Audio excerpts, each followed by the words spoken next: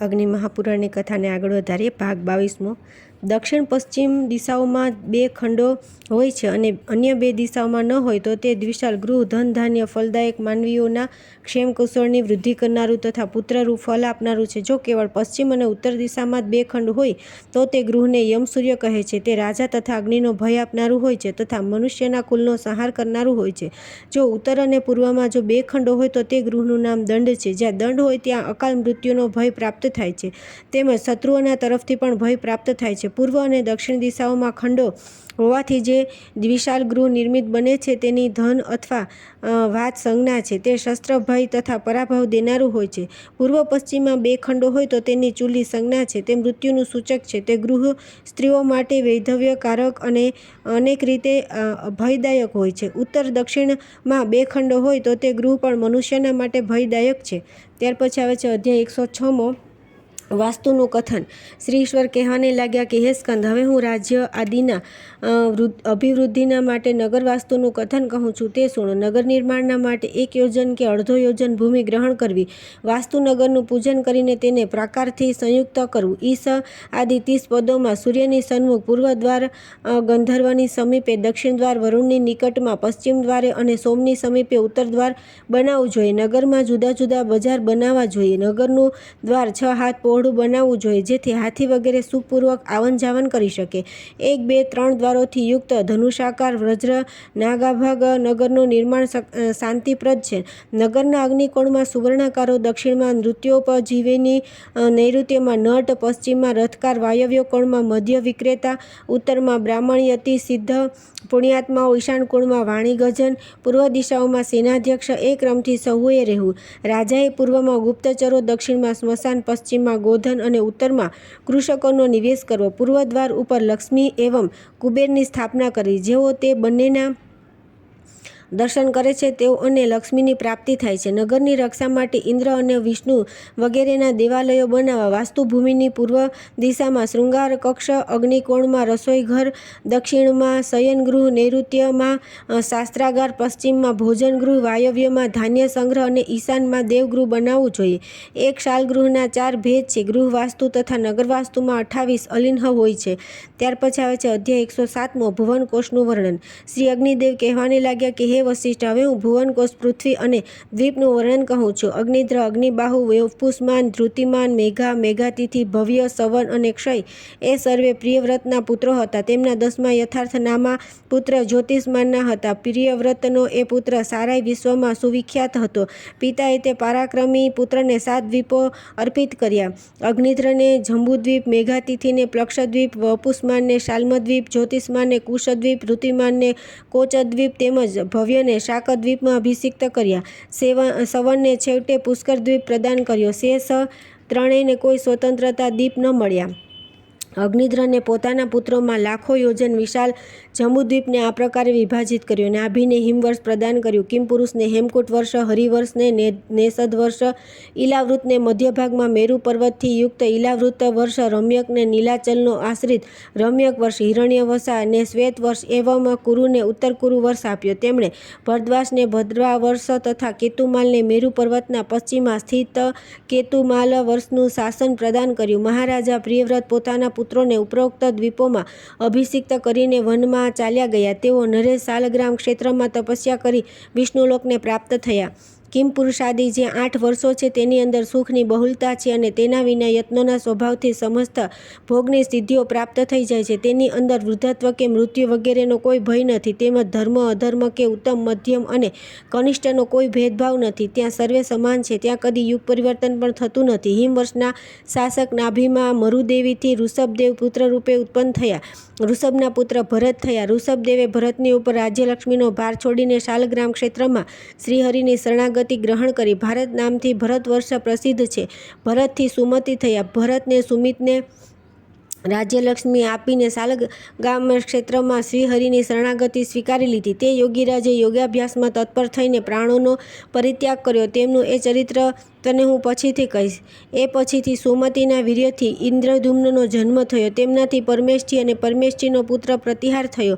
પ્રતિહારનો પ્રતિહર્તા, પ્રતિહર્તાનો ભવ, ભવનો ઉદ્રિથ્ર, ઉદ્રિતનો પ્રસ્તાર તથા પ્રસ્તારનો વિભુ નામનો પુત્ર થયો. વિભૃનો પૃથુ, પૃથુનો નક્તક, નક્તકનો પુત્ર ગય થયો. ગયને નર નામે પુત્ર થયો અને નરને વિરાટ નામે પુત્ર ઉત્પન્ન થયો. વિરાટના પુત્ર મહાવીર્ય હતો. તેનાથી ધીમાનનો જન્મ થયો તથા ધીમાનનો પુત્ર મહાંત અને તેનો પુત્ર મનુષ્યુ થયો. મનુષ્યનો પુત્ર ત્વષ્ટા, ત્વષ્ટાનો વિરજ અને વિરજનો પુત્ર રજ થયો.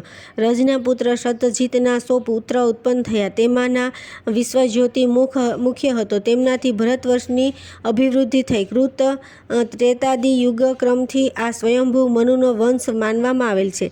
ત્યાર પછી આવે છે અધ્યાય 108મો ભૂમંડળનો પરિચય. શ્રી અગ્નિદેવે ઉચ્ચાર્યું કે અહો મુનિ, હવે હું ભૂમંડળ દ્વીપ આદિનો પરિચય કહું છું. હે વસિષ્ઠ, જંબુ, પ્લક્ષ, મહાન, સાલ્મલી, કુશ, કોચ, શાક અને 7મો પુષ્કર, સર્વે મળીને આ 7 દ્વીપો ચારે તરફથી ખરા જલ, ઈશુરક્ષ, મદિરા, ઘી, દહીં, દૂધ અને મીઠા જલના 7 સમુદ્રોથી ઘેરાયેલા છે. જંબુદ્વીપ એ સર્વે દ્વીપોની મધ્યમાં સ્થિત છે અને તેની પણ વચ્ચોવચ્ચ મેરુ પર્વત સીનો તાણીને ઊભો છે. તેનો વિસ્તાર 84,000 યોજન છે અને એ પર્વતરાજ 16,000 યોજન પૃથ્વીની અંદર ઘૂસેલો છે. ઉપરના ભાગમાં તેનો વિસ્તાર 32,000 યોજન છે. નીચેની ઊંડાઈમાં તેનો વિસ્તાર 16,000 યોજન છે. એ પ્રકારે આ પર્વત આ પૃથ્વીરૂપી કમલની કણિકાની સમાન ઊભો છે. તેની દક્ષિણમાં હિમવાન, હેમકૂટ અને નિષદ તથા ઉત્તરમાં નીલ, શ્વેત અને શૃંગી નામના વર્ષ પર્વતો છે. તેમની વચ્ચેના 2 પર્વતો નિષદ અને નીલ 1,1 લાખ યોજન ફેલાયેલા છે. બીજા પર્વતો તેનાથી 10,000 યોજન કમી છે. તેઓ સર્વે 2,2 સહસ્ત્ર યોજન ઊંચા અને એટલી જ પહોળાઈમાં સમાયેલા છે. મેરુ પર્વતની દક્ષિણની તરફ પહેલું વર્ષ ભારત વર્ષ આવેલું છે તથા બીજું કિમપુરુષ વર્ષ અને ત્રીજું હરિવર્ષ માનવામાં આવે છે. ઉત્તરની તરફ રમ્યક, હિરણ્યમય અને ઉત્તરકુરુ વર્ષ છે જે ભારત વર્ષની સમાન જ છે. હે મુનિ, તેઓમાંથી પ્રત્યેકનો વિસ્તાર 9,000 યોજન છે તથા તેઓ સર્વેની મધ્યે ઈલાવૃત વર્ષ છે જેની અંદર સુવર્ણમય સુમેરુ પર્વત ઊભો છે. મહાભાગ ઈલાવૃત વર્ષ સુમેરુની ચારે તરફ 9,000 યોજન સુધી ફેલાયેલો છે. તેની ચારે તરફ 4 પર્વતો છે. તે ચારે પર્વતો સુમેરુને ધારણ કરનારા ઈશ્વર નિર્મિત આધારસ્તંભ જેવા છે. તેની અંદર પૂર્વમાં મંદ્રાચલ, દક્ષિણમાં ગંધમાદન, પશ્ચિમમાં વિપુલ અને સુપાર્શ્વમાં ઉત્તરમાં છે. એ સર્વ પર્વતો 10,000 યોજન વિસ્તૃત છે. તે પર્વતો ઉપર 11,100 યોજન વિસ્તૃત કદમ, જંબુ, પીપલ અને વટના વૃક્ષો છે જે એ પર્વતોની પતાકાઓની સમાન પ્રતીત થાય છે. તેઓમાંથી જંબુ વૃક્ષ જંબુદ્વીપ નામનું કારણ છે. તે જંબુ વૃક્ષના ફળ હાથીના સમાન વિશાળ અને ખૂબ મોટા હોય છે. તેના રસથી જંબુ નદી પ્રવાહિત બને છે. તેનાથી પરમ ઉત્તમ જાંબુનદ સુવર્ણનો પ્રાદુર્ભાવ થાય છે. મેરુની પૂર્વમાં ભદ્રાશ્ર અને પશ્ચિમમાં કેતુમાલ વર્ષ છે. એ પ્રકારે તેની પૂર્વની તરફ ચૈત્રરથ, દક્ષિણની તરફ ગંધમાદન, પશ્ચિમની તરફ વેભ્રાજ્ર અને ઉત્તરની તરફ નંદન નામનું વન આવેલું છે. એવી જ રીતે પૂર્વ વગેરે દિશાઓમાં અરુણોદ, મહાભદ્ર, શીતોદ અને માનસ એ નામના 4 સરોવરો આવેલા છે. સીતાંભ તથા ચક્રમુંજ મેરુની પૂર્વ દિશાવર્તી કેસારસ્થાનીય અચલ છે. દક્ષિણમાં ત્રિકૂટ, પશ્ચિમમાં શિખીવાસ પ્રભૃતિ અને ઉત્તર દિશામાં શંકુટ તેમના કેસરાચલ છે. સુમેરુ પર્વતની ઉપર બ્રહ્માજીની પુરી છે. એ સુંદર નગરીનો વિસ્તાર 14,000 જેટલો છે. તેમજ તે બ્રહ્મપુરીની ચારે બાજુએ સર્વે દિશાઓમાં ઇન્દ્ર આદિ લોકપાલોના નગરો છે. એ બ્રહ્મપુરીથી જ વિષ્ણુના ચરણકમલમાંથી પ્રગટ થયેલી ગંગા નદી ભદ્રમંડળને અપ્લાવિત કરતી કે સ્વર્ગલોકથી નીચે ઉતરે છે. પૂર્વમાં સીતા નદી ભદ્રા પર્વતથી નીકળીને એક પર્વતથી બીજા પર્વતે જતી સમુદ્રમાં મળી જાય છે. એ જ પ્રકારે અલકનંદા પણ દક્ષિણ દિશાની તરફ ભારત વર્ષમાં આવે છે અને 7 ભાગોમાં વિભક્ત થઈ સમુદ્રમાં મળી જાય છે. તેમજ ચક્ષુ પશ્ચિમ સમુદ્રમાં તથા ભદ્રા ઉત્તર કુરુ વર્ષને પાર કરતી કે સમુદ્રમાં ધસમસતી જઈને પડે છે. માલ્યવાન તથા ગંધમાદન પર્વત ઉત્તર તથા દક્ષિણની તરફ નીલાંચલ એવં નિષધ પર્વત સુધી ફેલાય છે. તે બંનેની મધ્યમાં કર્ણિકાકાર મેરુ પર્વત સ્થિર ઊભો છે. મર્યાદા પર્વતોમાં બહિર્માર્ગમાં સ્થિત ભારત, કેતુમાલ, ભદ્રાશ અને ઉત્તર કુરુ વર્ષ એ સર્વે લોકપદ્મના દળ સ્વરૂપ છે. જઠર અને દેવકૂટ એ બંને મર્યાદા પર્વત છે. તે ઉત્તર તથા દક્ષિણની તરફ નીલ તથા નિષદ પર્વત સુધી ફેલાયેલા છે. પૂર્વ અને પશ્ચિમની તરફ વિસ્તૃત ગંધમાદન અને કૈલાસ એ 2 પર્વતો 80,000 યોજનના ફેલાવાનો વિસ્તાર ધરાવે છે. પૂર્વની સમાન મેરુની પશ્ચિમની તરફ પણ નિષદ અને પરિયાત્રા નામના 2 મર્યાદા પર્વતો છે જે પોતાના મૂળ ભાગથી સમુદ્રમાં ઊંડે સુધી પ્રવિષ્ટ થયેલા છે. ઉત્તરની અને ત્રિષ્ટંગની તરફ રુધિર નામનો વર્ષ પર્વત આવેલો છે. તે બંને પૂર્વ અને પશ્ચિમની તરફ સમુદ્રના ગર્ભમાં વ્યવસ્થિત છે. એ પ્રકારે જઠર વગેરે મર્યાદા પર્વત મેરુની ચારે તરફ સુશોભિત હોય છે. હે ઋષિ પ્રવેણ, હવે કેસર પર્વતોની મધ્યમાં જે શ્રેણીઓ છે તેની અંદર લક્ષ્મી, વિષ્ણુ, અગ્નિ તથા સૂર્ય વગેરે દેવતાઓના નગર છે. એ ભૂમિ હોવા છતાં પણ સ્વર્ગની સમાન છે. તેની અંદર પાપાત્મા પુરુષોને પ્રવેશ મળતો નથી. શ્રી વિષ્ણુ ભગવાન ભદ્રાશ વર્ષમાં હયગ્રીવ રૂપથી, કેતુમાલ વર્ષમાં વરાહ રૂપથી, ભરત વર્ષમાં કુર્મ રૂપથી, ઉત્તર કુરુ વર્ષમાં મત્સ્ય રૂપથી નિવાસ કરે છે. ભગવાન શ્રીહરિ વિશ્વરૂપથી સર્વત્ર પૂજિત બને છે. કિમ પુરુષ વગેરે 8 વર્ષોમાં ક્ષુધા, ભય તથા શોક વગેરે કશું પણ નથી.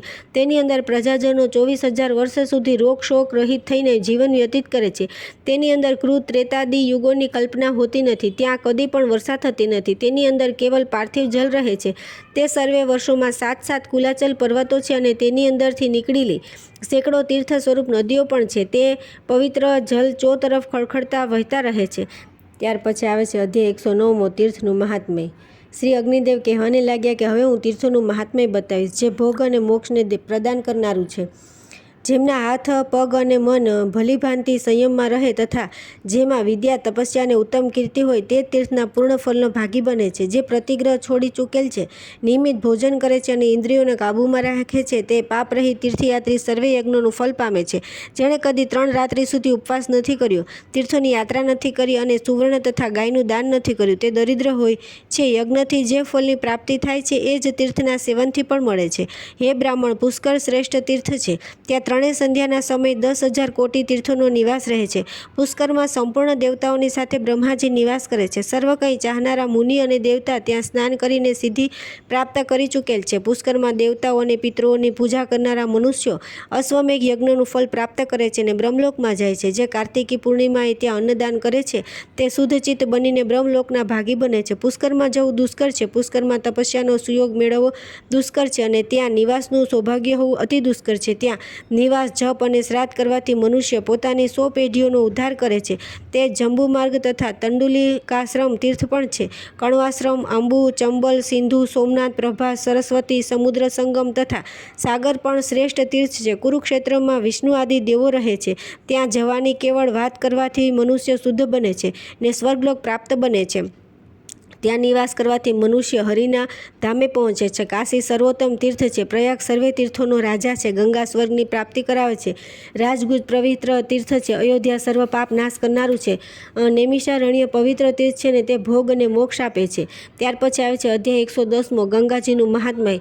શ્રી અગ્નિદેવ કહેવાને લાગ્યા કે હે મુનિ, હવે હું શ્રી ગંગાજીનું મહાત્મ્ય સંભળાવીશ. ગંગાજીના પવિત્ર પાવનકારી પ્રવાહને પ્રથમ પ્રણામ. માનવીએ ગંગાજીનું સદાય સેવન કરવું જોઈએ. તે ભોગ અને મોક્ષ બંને દેનારી છે. તેમજ તેમની પવિત્ર ગાથા સુણી જીવન ધન્ય બને છે. જેની મધ્યથી ગંગા વહે છે તે સર્વે દસો શ્રેષ્ઠ તથા પવિત્ર છે. ઉત્તમ ગતિની ખોજ કરનારા મનુષ્યો માટે ગંગા જ એકમાત્ર સર્વોત્તમ ગતિરૂપને પાવનકારી છે. ગંગાજીનું સેવન કરવાથી તે માતા તથા પિતા એમ બંને કુળનો ઉદ્ધાર કરે છે. 1000 ચાંદ્રાયણ વ્રત કર્યા જેટલું જ પુણ્ય ગંગાજીનું જલ પીવાથી મળે છે. 1 માસ પર્યંત ગંગાજીનું સેવન કરવાથી મનુષ્ય સર્વે યજ્ઞોના ફલને પામે છે. ગંગા દેવી સર્વે પાપોને દૂર કરનારી તથા સ્વર્ગલોકને આપનારી છે. ગંગાના જલમાં જ્યાં સુધી પવિત્ર થયેલ છે ત્યાં સુધી તે મનુષ્ય સ્વર્ગમાં નિવાસ કરે છે. કુરૂપને ખોડવાળા મનુષ્ય પણ ગંગાજીનું સેવન કરવાથી દેવતાઓ સમાન બને છે. ગંગાજીના પુનિતને પવિત્ર તીર્થનું અતકેરું અને ખૂબ જ ચમત્કારિક મહાત્મ્ય રહેલું છે. તેમજ ગંગાજીના તીર્થની મોટી ધારણ કરનાર મનુષ્ય સૂર્યની સમાન પાપનો નાશક બને છે. જે મનુષ્ય ગંગાજીનું દર્શન, સ્પર્શ, જલપાન અથવા ગંગા અને નામનું કીર્તન કરે છે તેઓ પોતાની સેંકડો હજારો પેઢીઓના મનુષ્યોને પવિત્ર બનાવી દે છે. જેથી યાત્રાળુઓ નિયમિત ત્યાં જાય છે. આવું અદ્ભુત ને ચમત્કારિક ગંગાજીનો મહિમા છે. જય જય ગંગે. ત્યાર પછી આવે છે અધ્યાય 111 પરમ તીર્થ પ્રયાગરાજ. શ્રી અગ્નિદેવે કહ્યું કે હે મુનિ, હવે હું પરમ તીર્થ પ્રયાગરાજનું મહાત્મ્ય કહી સંભળાવું છું, જે ભોગ અને મોક્ષ પ્રદાન કરનારું તેમજ અતિ ઉત્તમ છે. પ્રયાગમાં બ્રહ્મા, વિષ્ણુ, મહેશ વગેરે દેવો તથા મોટા મોટા ઋષિમુનિઓ નિવાસ કરે છે. નદીઓ, સમુદ્રો, સિદ્ધો, ગંધર્વો તથા અપ્સરાઓ પણ તે તીર્થમાં વાસ કરે છે. પ્રયાગમાં ત્રણ અગ્નિકુંડ આવેલા છે. તેમની વચ્ચે ગંગા સર્વે તીર્થોને સાથે લઈને ખૂબ વેગથી વહે છે. વળી ત્યાં ત્રિભુવન વિખ્યાત સૂર્યકન્યા યમુના પણ વહે છે. ગંગા અને યમુનાના મધ્ય ભાગ પૃથ્વીના જગન માનવામાં આવેલ છે અને પ્રયાગને ઋષિઓએ જગનની મધ્યમાં ઉપસ્થ ભાગ તરીકે ઓળખાવેલ છે. પ્રતિષ્ઠાન સહિત પ્રયાગ, કંબલ અને અશ્વતર નાગ તથા ભોગવતી તીર્થ એ સર્વે બ્રહ્માજીની યજ્ઞવેદી કહેવાય છે. પ્રયાગની અંદર વેદ અને યજ્ઞમૂર્તિમાન બનીને રહે છે. એ તીર્થના સ્તવન અને નામ કીર્તનથી તથા ત્યાંથી માટીનો સ્પર્શ માત્ર કરવાથી પણ મનુષ્ય સર્વ પાપોથી મુક્ત બની જાય છે. પ્રયાગની અંદર ગંગા અને યમુનાના સંગમ ઉપર કરવામાં આવેલ દાન, શ્રાદ્ધ અને જપ વગેરે સર્વે અક્ષય બની જાય છે. સર્વે પવિત્ર વેદ અથવા લોક કોઈના પણ કહેવાથી અંતમાં પ્રયાગ તીર્થની અંદર મૃત્યુનો વિચાર કદી છોડવો નહીં. પ્રયાગની અંદર સર્વે મળીને 60,10,000 તીર્થોનો નિવાસ છે. માટે તે સર્વથી શ્રેષ્ઠ ઉત્તમ તીર્થસ્થાન ગણાય છે. તે સહુની અંદર વાસુકી નાગનું સ્થાન, ભોગવતી તીર્થ અને હંસ પ્રપતન એ ઉત્તમ તીર્થો કહેવાય છે. કોટી ગૌદાનથી જે ફળ પ્રાપ્ત થાય છે તે તેની અંદર 3 દિવસો સુધી સ્નાન કરવા માત્રથી પ્રાપ્ત થઈ જાય છે. પ્રયાગમાં માઘ મહિનામાં મનીષી પુરુષ એવું કહે છે કે ગંગા સર્વત્ર સુલભ છે, કિંતુ ગંગાધર, પ્રયાગ અને ગંગાસર સાગર સંગમ એ ત્રણેય સ્થાનોમાં તેમનું મળવું ખૂબ જ કઠિન છે. પ્રયાગમાં દાન કરવાથી મનુષ્ય સ્વર્ગમાં જાય છે અને આ લોકમાં આવતા રાજાઓનો પણ રાજા બને છે. એ પવિત્ર તીર્થની અદ્ભુત પરંપરા છે. અક્ષયવટના મૂળની સમીપ અને સંગમ વગેરેના મૃત્યુને પામનાર મનુષ્ય ભગવાન શ્રી વિષ્ણુના ધામમાં જાય છે. પ્રયાગમાં પરમ રમણીય ઉર્વશી પુલિન, સંધ્યાવટ, કોટી તીર્થ, દશાશ્વમેઘ ઘાટ, ગંગા યમુનાનો ઉત્તમ સંગમ, રજોહીન માનસ તીર્થ તથા વાસરક તીર્થ એ સર્વે પરમને ઉત્તમ તીર્થો છે. ત્યાર પછી આવે છે અધ્યાય 112મો, વારાણસીપુરી. શ્રી અગ્નિદેવ કહેવાને લાગ્યા કે અહો ઋષિ, હવે વારાણસીપુરીનું મહાત્મ્ય કહી સંભળાવું છું. વારાણસી એટલે કે કાશી એ પરમ ઉત્તમ તીર્થ છે. તેમજ જે મનુષ્ય ત્યાં શ્રી હરિનું નામ સ્મરણ કરતા નિવાસ કરે છે તે સર્વેને તેઓ ભોગ અને મોક્ષ પ્રદાન કરે છે. તેની તમને વાત કહું તો એક સમયે મહાદેવજીએ પાર્વતીજીને તેનું મહાત્મ્ય આ પ્રમાણે કહ્યું હતું. શ્રી મહાદેવજી ઉવાચ કે હે ગૌરી, આ ખૂબ જ ઉત્તમ તીર્થ છે. આ ક્ષેત્ર ને મેં કદી મુક્ત કર્યું નથી, સદાને માટે ત્યાં નિવાસ કર્યો છે. તેથી તે અવિમુક્ત કહેવાય છે. અવિમુક્ત ક્ષેત્ર કરવામાં આવેલા જપ, તપ, હોમ અને દાન અક્ષય બની જાય છે. કાશી જેવું પવિત્ર તીર્થ કદી છોડવું નહીં. તેમજ હરિશ્ચંદ્ર, અમૃતાકેશ્વર, શ્રી પર્વત, મહાલય, ભૃગુ, ચંડેશ્વર અને કેદાર તીર્થ એ 8 અવિમુક્ત ક્ષેત્રમાં પરમ ગોપનીય છે. તે 2 યોજન લાંબુ અને અડધો યોજન પહોળું છે. વારાણસી એટલે કાશી અને કાશી એટલે વારાણસી એવું કાશીનું મહાત્મ્ય અતકેરું પવિત્ર અને પાવનકારી છે. જેવી રીતે વારણા અને નાસી એ 2 નદીઓની વચ્ચે વારાણસીપુરીનું આવેલી છે, તેની અંદર સ્નાન, જપ, હોમ, મૃત્યુ, દેવપૂજન, શ્રાદ્ધ, દાન અને નિવાસ જે કંઈ થાય તે સર્વે ભોગ અને મોક્ષ પ્રદાન કરે છે. તે અવશ્ય જાણવું. ત્યાંનું પવિત્ર કાર્ય વ્યર્થ જતું નથી એમ અવશ્ય જાણી લેવું. ત્યાર પછી આવે છે અધ્યાય 113મો, શ્રેષ્ઠ તીર્થ નર્મદા. શ્રી અગ્નિદેવ કહેવાને લાગ્યા કે હે મુનિ, હવે હું શ્રેષ્ઠ તીર્થ સ્વરૂપ નર્મદાનું મહાત્મ્ય કહી સંભળાવું છું. નર્મદા શ્રેષ્ઠ તીર્થ છે. ત્યાંની હવા, પાણી, ધરતી સર્વે પુનિતને પવિત્ર છે. ગંગાનું જળ સ્પર્શ કરવાથી મનુષ્યને તત્કાલિક પવિત્ર બનાવી દે છે, કિંતુ નર્મદાનું જલ દર્શન માત્રથી જ પવિત્ર બનાવી દે છે. એ તેનો ચમત્કાર છે. નર્મદા તીર્થ 100 યોજન લાંબુ અને 2 યોજન પહોળું છે. અમરકંટક પર્વતની ચારે તરફ નર્મદા સંબંધી 60,60,000 તીર્થો છે. તે સહુની અંદર કાવેરી સંગમ તીર્થ ખૂબ જ પવિત્ર છે. હવે શ્રી પર્વતનું વર્ણન સાંભળો, જે સાંભળીને તમે ખૂબ આનંદ પામશો. એક સમયે ગૌરીએ શ્રીદેવીનું રૂપ ધારણ કરી ભારે તપશ્ચર્યા કરી. તેનાથી પ્રસન્ન થઈને શ્રીહરિએ તેને વરદાન આપ્યું કે અહો દેવી, તમને અધ્યાત્મ જ્ઞાન પ્રાપ્ત થશે. તમારો આ પર્વત શ્રી પર્વતના નામથી સુવિખ્યાત બનશે અને તેની ચારે બાજુ 100 યોજન સુધીનો પ્રદેશ અત્યંત પવિત્ર બનશે. અત્રે કરવામાં આવેલ દાન, જપ, તપ તથા શ્રાદ્ધ સર્વે અક્ષય બને છે. આ ઉત્તમ તીર્થ સર્વ ફલને પ્રદાન કરનારું છે. અહીંનું મૃત્યુ શિવલોકને પ્રાપ્ત કરાવનારું છે. આ પર્વત ઉપર ભગવાન સદાશિવ પાર્વતીની સાથે ક્રીડા કરે છે તથા હિરણ્યકશ્યપ અહીં તપસ્યા કરી અત્યંત બલવાન બન્યો હતો. મુનિઓએ પણ અહીં તપસ્યાથી સિદ્ધિ પ્રાપ્ત કરી છે. એવું એ પવિત્ર ધામ છે. જય નર્મદે. ત્યાર પછી આવે છે અધ્યાય 114મો, ગયાજીનો મહિમા. શ્રી અગ્નિદેવ કહેવાને લાગ્યા કે હે ઋષિ, હવે હું આપ સૌને ગયાજીનો મહિમા વિગતે વર્ણવીશ. ગયાજી શ્રેષ્ઠ તીર્થોમાં સર્વોત્તમ છે. આ બાબત સૌને વિદિત છે. એક સમયની વાત છે. એ પુરાણકાળમાં બનેલી ઘટના છે. ગય નામના અસુરે ખૂબ ભારે તપશ્ચર્યાનો આરંભ કર્યો. ત્યારે તેનાથી સર્વે દેવો ભયભીત બની ગયા અને તેઓ જટ ક્ષીરસાગરમાં ભગવાન શ્રી વિષ્ણુની સમીપે જઈ કરજોડી વિનંતી કરતા કહ્યું કે હે પ્રભુ પરમાત્મા, દુખિયાના બેલી તારણહાર, અહો દયાવંત ભગવાન, અમે સર્વે આજે આપના શરણે આવ્યા છીએ. અમારી ગયાસુર નામે દાનવથી રક્ષા કરો, રક્ષા કરો. હે દયા નિધાન, અમારી પત રાખો.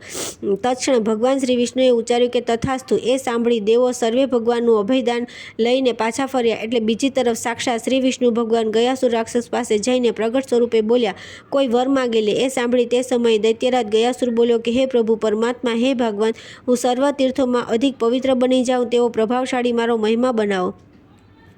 એ પ્રસંગે ભગવાન શ્રી વિષ્ણુદેવે તે દૈત્યરાજ ગયાસુરને અભય વચન આપીને કહ્યું કે હે ગયાસુર, તારી ઈચ્છા પૂર્ણ થશે. ત્યાંથી એ પ્રમાણે વરદાન આપી સાક્ષાત શ્રી વિષ્ણુ ભગવાન ત્યાંથી અંતર્ધ્યાન થઈ ગયા. પછી સર્વે મનુષ્યો તે દૈત્યના દર્શન કરી ભગવાનની સમીપે પહોંચી ગયા. પૃથ્વી સૂની પડી ગઈ, ચોતરફ સન્નાટો છવાઈ ગયો. એ સમયે સ્વર્ગવાસી દેવતા તથા બ્રહ્મા વગેરે પ્રધાન દેવતા શ્રીહરિની સમીપે જઈને બોલ્યા કે પ્રભુ, પ્રભુ, કૃપા કરો પરમાત્મા. અહો દયાળુ દેવ શ્રી હરિ, પૃથ્વી અને સ્વર્ગ સૂના પડ્યા છે. દૈત્યના દર્શન માત્રથી સર્વે લોકો આપના ધામમાં પહોંચી ગયા છે. એ સાંભળીને શ્રીહરિએ બ્રહ્માજીને તત્ક્ષણ આજ્ઞા કરીને કહ્યું કે તમે સર્વે દેવતાઓ સાથે ગયાસુરની પાસે જાઓ અને યજ્ઞભૂમિ બનાવવાના માટે તેના શરીરની માગણી કરો. ત્યારે એ પ્રસંગે સાક્ષાત શ્રી ભગવાનનો એવો આદેશ સાંભળીને દેવતાઓ સહિત બ્રહ્માજી ગયાસુરની પાસે ગયા.